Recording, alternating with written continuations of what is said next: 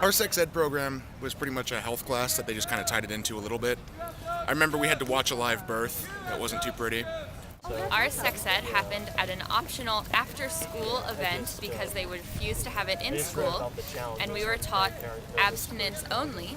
In high school, that was supplemented with bi-monthly assemblies in which they yelled that 99% of people who have sex before marriage will die from an STD.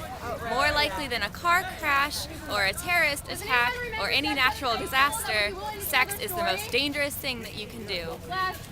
Like Nothing. Like a health class. health class. Yeah. So did they teach you about condoms? Did they?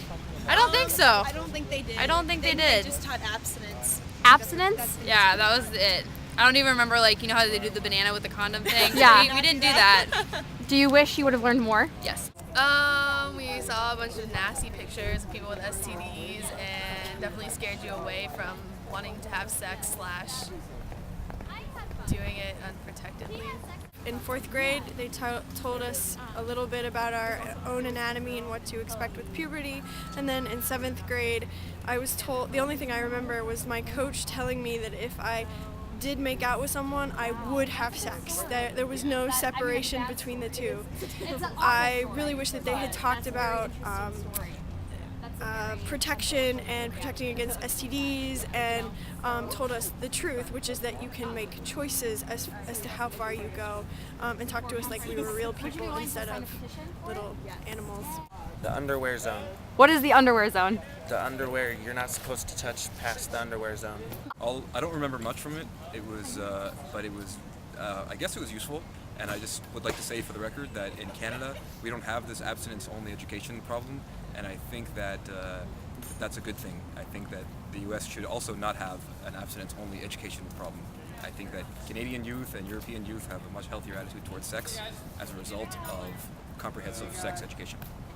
All right. It was very, very brief in high school. We talked a bit about it in elementary school and a bit about it in middle school, but it was very brief. In elementary school, they talked about masturbation, and then in high school, they basically kind of talked a little bit about STDs, a very little bit, kind of threw some condoms at us, and that was it. Okay. New Mexico is really, especially my city, is just really repressive, doesn't really talk about sex. And, even though I would say I knew at least 9 people in high school who were pregnant, and a couple of them had to drop out. We learned a lot about ways to plan not to have sex and stuff like that, and ways to say no to people.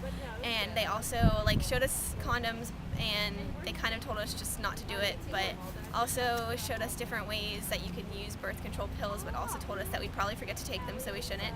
And then they showed us videos of STDs and paused them on the really nasty pictures so that we wouldn't have sex. Remember they passed around a disease book, A disease book. and everyone wanted to look at the pictures in the disease book. Aside from the one film strip we saw about STDs, I remember a very kind of what everyone considered a very kind of conservative presentation about sex ed.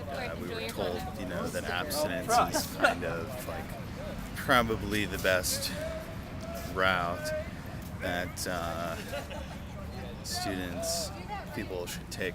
And the idea of using condoms was sort of, or contraception was sort of not really the focus. The focus was abstinence. There was had hair plugs, and he was really dorky. And they brought in some older woman who was obviously a partier back in college. So she had some tattoos and stuff, and she was like, "Yeah, I used to party really hard in college. Good. But then I got pregnant." What I can remember from my sex ed program is that it was a very conservative, socially conservative kind of discourse, and it revolved around abstinence only and this insinuatory rhetoric that if you have sex before you're married, it's taboo. So they went into a few things about comprehensive sex ed, but they rarely touched upon it. And I think in this country we need to design more of a policy nationally on policies that work, such as comprehensive sex ed, because abstinence only programs are just as we've discovered, just not successful over the past 20, 30 years. So you know, just educating people about stuff because, you know, the culture's changed here in America. So, you know, with comprehensive sex ed and, you know, the groups that promote it, I think they need more of an active voice in our political discourse. So that's my story. Good, it was good. Yay! Is that all? Yeah, it's all. Okay, I'll tell my friends to stop by. Yay, thank you. You're welcome.